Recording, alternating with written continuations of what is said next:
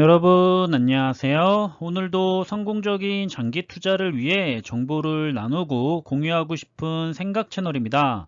최근에는 개별 기업의 직접적인 투자보다는 상장 지수 펀드인 ETF의 투자가 인기를 끌고 있습니다.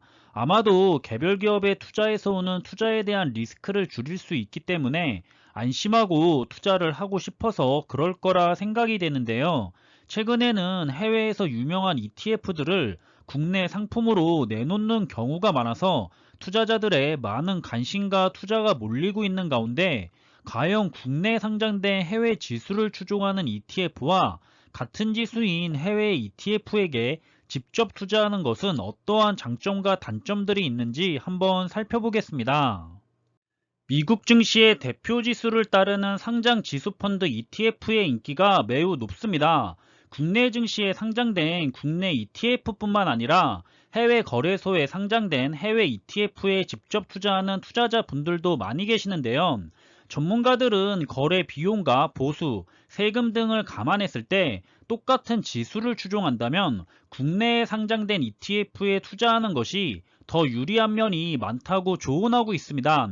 지난 30일 글로벌 ETF 리서치 업체 ETFGI에 따르면 6월 말까지 현재 전 세계 ETF 운용 자산 규모는 9조 1,090억 달러로 지난해 말 7조 7,360억 달러보다 17.7% 늘었다고 하고요.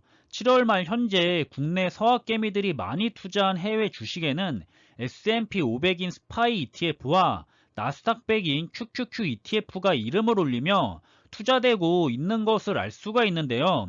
보면 항상 언제나 S&P 500과 나스닥 100은 그 안정성과 성과가 지난 과거부터 지금까지 충분하게 입증된 탓인지 정말 꾸준하게 투자되고 있다는 것을 느낄 수 있습니다.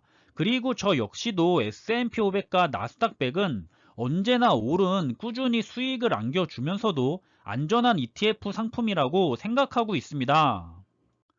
현재 S&P 500과 나스닥 100과 관련된 국내 ETF 상품으로는 미래에셋 자산운용의 타이거 상품들이 최근 순자산 타이거 미국 나스닥 100 ETF가 1조 원, 타이거 미국 S&P 500 ETF가 5천억 원을 넘어서며 동일 지수를 추종하는 국내 ETF 중에는 최대 규모를 달성했다고 합니다.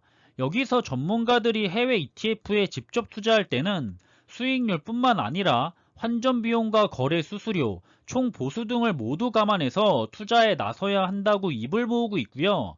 특히 ETF 보수는 투자자에게 직접 부과되지 않지만 ETF 자산에서 차감하기 때문에 장기적으로 추종 지수의 성과와 수익률 간의 괴리를 발생시킬 수 있다고 설명을 덧붙이고 있습니다.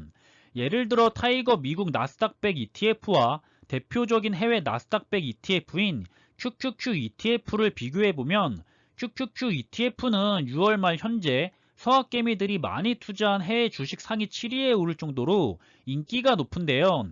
두 ETF는 똑같이 나스닥 100 지수를 추종하고 환율 변동에 따른 차이까지 누릴 수 있는 환 오픈형으로 비슷한 성과를 내고 있지만 국내에 상장된 타이거 ETF의 총 보수는 연 0.07%로 QQQ ETF의 0.2%보다 낮습니다.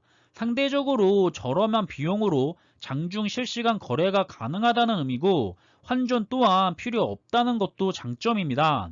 따라서 국내 증시에 상장된 해외 ETF에 투자하면 해외 ETF를 직접 투자하는 것보다 환전 및 거래 수수료를 0.5에서 1.5% 정도 아낄 수 있게 되는데요. 해외 ETF와 달리 국내 ETF는 연금 계좌에 편입해서 세제 혜택을 누릴 수도 있는 것이 장점 중 하나입니다.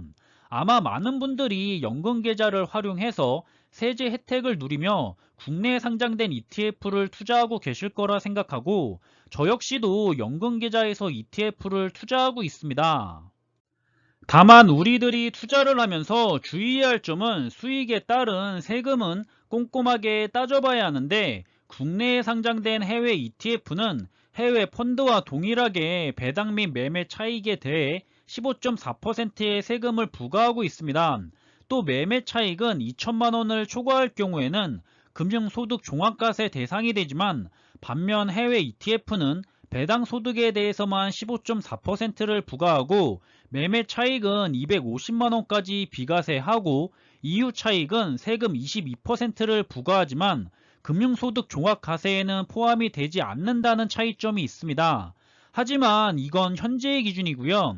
우리나라도 2023년부터는 금융투자소득세라는 것을 도입해서 주식이나 채권, 펀드, 파생상품에서 발생하는 모든 소득과 손실을 합산해서 과세하는 걸로 변경이 되고요.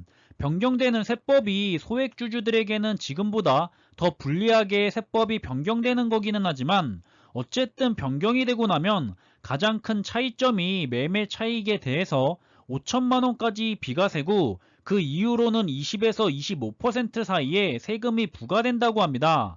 그럼 해외 주식에 직접 투자했을 때 250만 원까지 비과세고 22%의 세금을 내야 하는 것보다는 5천만 원까지 비과세인 국내 주식이 세금 면에서는 더 유리해지는 것이 아닐까 생각이 되고 있습니다. 하지만 아직도 해외에 좋은 ETF 상품들이 국내용으로 상장되지 않은 상품들도 많기 때문에 선택지가 없어서 해외 ETF로 직접 투자를 할 수밖에 없는 경우도 있습니다. ESG ETF도 그렇고 메타버스 ETF도 그렇고 국내 운용사들이 해외에 좋은 지수를 추정하는 ETF 상품들을 계속해서 빠르게 국내용으로 상장시켜서 비교를 해본 다음에 투자자들이 직접 더 유리한 조건으로 투자가 진행될 수 있게 되기를 바라고 있고요. 아무래도 해외 지수를 추종하는 국내 ETF 상품들이 수수료도 상대적으로 더 저렴한 경우가 많고 연금 계좌나 ISA 계좌 등 세제 혜택을 받을 수 있는 좋은 방법도 있고 국내 시간에 거래할 수 있기 때문에 상대적으로 더 편하기도 하고 환해지를 실시하지 않기 때문에 환차익을 노린 투자 역시 할 수 있는 상황이기 때문에 개인적으로는 국내 ETF 상품 투자가 저 역시도 더 유리한 면이 많지 않을까 생각이 됩니다. 다만 예전에도 그렇고 최근에도 그렇고 자산 분배의 안정적인 분배 차원에서 달러 재산을 보유하고 싶어 하시는 분들이 계셔서 일정 부분은 개별 주식이던 ETF던 해외 주식으로 하시는 분들이 계시기는 하는데요. 예전에는 전쟁이 나면 한국이 다시 힘들어질 수 있기 때문에 달러 재산을 보유하려고 했다지만 요즘은 글쎄요, 솔직히 잘은 모르겠습니다. 하지만 무슨 이유로든 안정적인 자산 분배 차원에서 달러를 일정 비율 보유하고 싶다는 생각과 방법은 나쁘지 않은 것 같습니다. 누가 뭐라 해도 세계 최강국은 미국이고 망할 일이 없는 가장 안전한 나라기도 하고 그런 미국에게 세계의 자금이 몰리면서 달러가 세계 공용화폐로 쓰이기 때문에 달러 재산 역시 훌륭한 안전재산이 될 수 있을 것 같습니다. 개인적으로는 처음에 투자를 시작했을 때 미국 주식의 개별 기업 주식과 ETF 상품에도 직접 투자를 해봤지만 미국장 시간에 계속해서 거래하고 관리하기가 너무 피곤해져서 지금은 대부분 정리하고 국내 개별 주식과 국내에 상장된 해외 지수를 추종하는 ETF 상품들로 투자 방법을 바꾸기는 했는데요. 가끔은 저도 달러 재산을 가지고 있는 것이 더 좋을까 하는 마음이 들기는 합니다. 정답은 없는 것 같고요. 다 각자 자신이 충분히 잘 생각해 본 다음에 신중하게 결정을 해야 할 것 같습니다. 세금 문제도 누구에게는 더 유리하고 누구에게는 더 불리하게 적용되는 만큼 자신의 위치와 환경에 따라서 다 다르게 생각이 될 수 있을 것 같고요.